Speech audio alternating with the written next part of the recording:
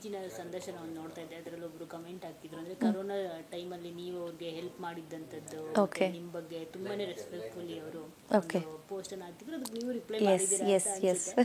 So ಈ ಥರದ್ದು qualities ಆಗಿರ್ಬೋದು, ನೀವು ಈ ಥರ ಇದೀರಾ, ನಿಮ್ಮ ಲೈಫ್ ಹೀಗಿದೆ, ನೀವು ಇಷ್ಟು ಒಳ್ಳೆಯವರು ಅನ್ನೋದು ಯಾರಿಗೂ ಗೊತ್ತಿರೋದಿಲ್ಲ.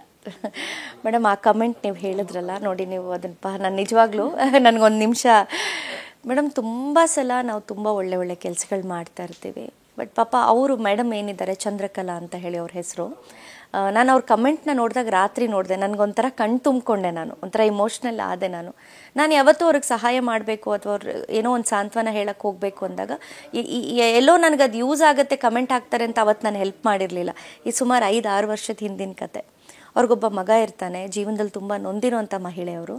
ನನ್ನ ನಂಬರನ್ನು ಯಾರ ಹತ್ರನೋ ತೊಗೊಂಡು ಅವ್ರು ನನ್ನ ಸಂಪರ್ಕಕ್ಕೆ ಬರ್ತಾರೆ. ಅವ್ರ ಮನೆಗೆ ಹೋಗ್ತೀನಿ, ಅವ್ರನ್ನ ಭೇಟಿ ಮಾಡ್ತೀನಿ. ಅವ್ರ ಮಗ ನನ್ನ ಮಗನ ಹಾಗೆ ಇರ್ತಾನೆ. ಸೊ ಒಂದಷ್ಟು ಅವ್ರಿಗೆ ಸಾಂತ್ವನ ಹೇಳಿ ನನ್ನ ಕೈಯಲ್ಲಿ ಆದಷ್ಟು ನಾನೇನು ಅವ್ರ ಜೊತೆ ನಿಂತ್ಕೊಳ್ಳೋಕ್ಕಾಗತ್ತೆ, ಒಂದು ಸಹಾಯ ಹಸ್ತನೋ ಅಥವಾ 1-2 ಸಾಂತ್ವನದ ಮಾತುಗಳು ಹೇಳ್ಬಿಟ್ಟು ನಾವು ಬರೋ ಅಂಥದ್ದು.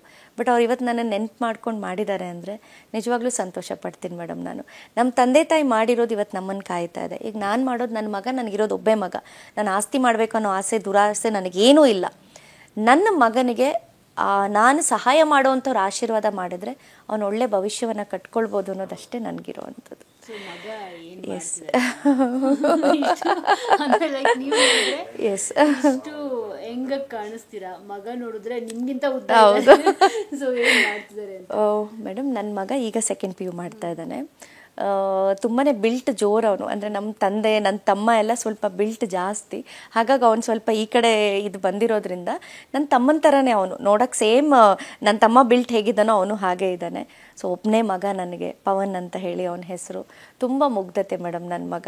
ಅವನಿಗೆ ಒಂಥರ, ನಾನು ಕೂಡ ಅವ್ನು ತುಂಬಾ ಒಂಥರ ಚೌಕಟ್ಟಲ್ಲಿ ಬೆಳೆಸ್ಬಿಟ್ಟಿದ್ದೀನಿ. ನನಗೊಂಥರ ಭಯ, ಹೊರಗಡೆ ಪ್ರಪಂಚ, ಹೊರಗಡೆ ಜನ, ಇವೆಲ್ಲ ನಾವು ದಿನನಿತ್ಯ ನೋಡೋದ್ರಿಂದ ತುಂಬಾ ನಾನು ಸೆಕ್ಯೂರ್ ಮಾಡ್ತಾ ಇರ್ತೀನಿ ನನ್ನ ಮಗನ್ನ.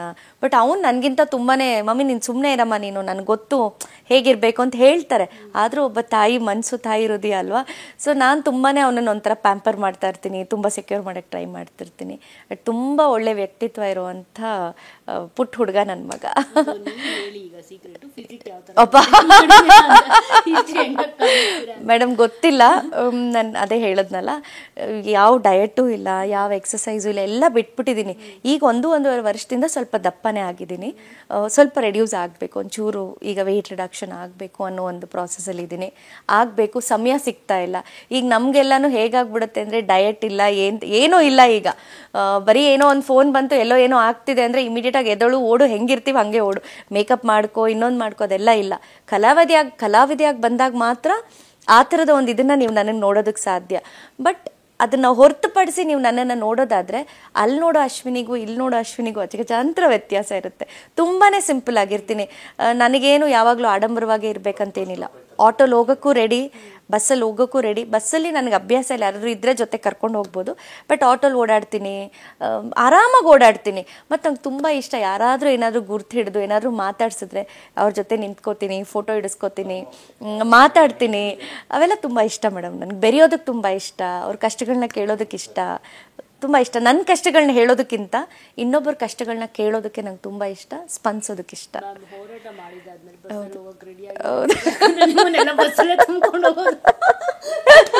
ಹೌದು, ನೀವು ನೋಡಿದ್ದೀರಾ ಅಲ್ವಾ? ಅದು ನಮ್ಮನ್ನೇನು ಗೌರವಿತವಾಗಿ ಬನ್ನಿ ಅಂತ ಕೇಳಲ್ಲ, ನಮ್ಮನ್ನ ತಳ್ಳೋ ರೀತಿ ಮಾಡೋ ರೀತಿ ನೀವು ನೋಡಿದಾಗ ನೆಕ್ಸ್ಟ್ ಯಾರು ಹೋರಾಟಕ್ಕೆ ಬರಬಾರ್ದು, ಆ ರೇಂಜಲ್ಲಿ ಇರುತ್ತೆ. ಇರಲಿ, ಎಲ್ಲವೂ ಒಂದು ಅನುಭವ ಮೇಡಮ್, ಜೀವನದಲ್ಲಿ ಎಲ್ಲವೂ ಒಂದು ಅನುಭವ. ಬಟ್ ಒಂದು ಸಂತೋಷ ಏನು ಗೊತ್ತಾ, ನಮ್ಮ ಟಿ.ಎ. ನಾರಾಯಣಗೌಡರು ನಮ್ಮ ಹೆಣ್ಣು ಮಕ್ಕಳುಗಳನ್ನ ಟ್ರೈನ್ ಮಾಡೋ ರೀತಿ ಇದೆಯಲ್ಲ, ಯಾವುದಕ್ಕೂ ನಮಗೆ ಕುಗ್ಗೋದಕ್ಕೆ ಬಿಡಲ್ಲ ಅವ್ರು. ಯಾಕೆ ಅಂದರೆ ನಮಗಿರೋವಂಥ ದೊಡ್ಡ ಶಕ್ತಿನೇ ಅವರು. ಈಗ ನಮ್ಮ ಮನೆಗಳಲ್ಲಿ ಏನಾದ್ರು ಕುಗ್ಗುತ್ತಾರೆ ಹೋರಾಟಕ್ಕೆ ಬಂದಾಗ, ಅವ್ರು ಒಂದೇ ಧೈರ್ಯ ಕೊಡ್ತೀನಿ, ನಾನಿದ್ದೀನಿ, ಇವರೆಲ್ಲ ನನ್ನ ಮಕ್ಕಳು, ನಾನು ಅವ್ರು ಯಾರಿಗೂ ತೊಂದರೆ ಆಗೋದಕ್ಕೆ ಬಿಡಲ್ಲ, ನಾನಿದ್ದೀನಿ ಅಂತ ಹೇಳ್ತಾರಲ್ವ, ಅವ್ರು ಆ ಮಾತು ಹೇಳೋದಕ್ಕೆ ನಮ್ಗೆ ಇನ್ನೂ ಹುಮ್ಮಸ್ ಬರುವಂಥದ್ದು. ಸೊ ಹಾಗಾಗಿ ಯಾರಿಗೂ ನಾವು ಹೆದರ್ಕೊಳ್ಳೋದಿಲ್ಲ. ನಿಮ್ಗೆ ಇಷ್ಟೆಲ್ಲ ಇದೆ, ನಿಮಗೆ ಬೇಕಾ ಅಂತ ಅನ್ಸುತ್ತೆ ಇದನ್ನೆಲ್ಲ ನೋಡಿ? ನಾನು ಹೇಳದ್ನಲ್ಲ ಮೇಡಮ್, ಮನುಷ್ಯ ಹುಟ್ಟಿದ ಮೇಲೆ ಯಾವುದೂ ನಾವು ತೊಗೊಂಡೋಗಲ್ಲ, ಎಲ್ಲವನ್ನ ಬಿಟ್ಟೇ ಹೋಗಬೇಕು ಅಲ್ವಾ. ತಂದಿದ್ದೇನೂ ಇಲ್ಲ, ತೊಗೊಂಡು ಹೋಗೋದೇನೂ ಇಲ್ಲ.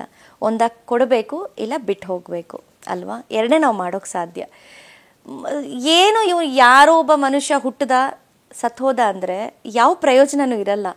ಏನಾದರೂ ಒಂದು ಮಾಡಬೇಕು ಮೇಡಮ್. ಏನು ಸಾಧನೆ ಅಂದರೆ ದೊಡ್ಡ ದೊಡ್ಡ ಮಟ್ಟದಲ್ಲಿ ನಾವು ಭಾರತ ರತ್ನ ತಗೊಳ್ಳೋವಷ್ಟು ಬಹುಶಃ ನಾನು ಆ ಮಟ್ಟಕ್ಕೆ ಬೆಳೆಯುವಂಥ ಒಂದು ಆಲೋಚನೆ ಎಲ್ಲ ನನಗೇನೂ ಇಲ್ಲ.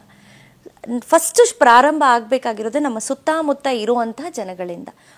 ಏನೋ ಒಂದು ಸಹಾಯ, ಒಂದು ಸಾಂತ್ವನದ ಮಾತು, ಜೊತೆಗೆ ನಿಂತ್ಕೊಳ್ಳುವಂಥದ್ದು. ನಾವು ಯಾರು ಕೇಳಿಕೊಂಡು ಅರ್ಜಿ ಹಾಕ್ಬಿಟ್ಟು ನಾನೇನು ಹುಟ್ಟಿಲ್ಲ, ನಾನೇನು ಕನ್ನಡದೊಳಗೆ ಹುಟ್ಟಬೇಕು, ಈ ಧರ್ಮದಲ್ಲೇ ನಾನು ಹುಟ್ಟಬೇಕು, ಕಲಾವಿದನೇ ಆಗಬೇಕು, ಹೋರಾಟಗಾರ್ತಿನೇ ಆಗಬೇಕು, ಅಥವಾ ಒಳ್ಳೆ ಕುಟುಂಬದಲ್ಲೇ ನಾನು ಹುಟ್ಟಬೇಕು ಅಂತ ನಾನೇನು ಅರ್ಜಿ ಹಾಕಿ ಹುಟ್ಟಿರಲಿಲ್ಲ. ಭಗವಂತ ಒಂದು ಇದನ್ನು ನಮಗೆ ಕೊಟ್ಟಿದ್ದಾನೆ. ಕೊಟ್ಟಾಗ ಏನಾದರೂ ಒಂದು ಮಾಡಬೇಕು, ಏನೋ ಒಂದು ಆಗಬೇಕು. ನಮ್ಮ ತಂದೆ, ನಾನು ಹೇಳದ್ನಲ್ಲ, ಈ ಥರದೊಂದು ಕುಟುಂಬದಿಂದ ನಾನು ಬಂದಾಗ ಆ ಕುಟುಂಬದ ಒಂದು ಗೌರವ, ಆ ಕುಟುಂಬದ ಒಂದು ಘನತೆ ಏನಿರುತ್ತೆ ಅದನ್ನು ಇನ್ನೊಂದು ಮಟ್ಟಕ್ಕೆ ನಾನು ತೊಗೊಂಡು ಹೋಗಬೇಕು. ನಮ್ಮ ತಂದೆ ಹೆಸರನ್ನ ನಾನು ದೊಡ್ಡ ವೇದಿಕೆಯಲ್ಲಿ ನಮ್ಮ ತಂದೆ ಹೆಸರನ್ನ ನಾನು ಆರಾಧಿಸ್ಬೇಕು ಅನ್ನೋದು ನನಗೆ ತುಂಬ ಇದೆ.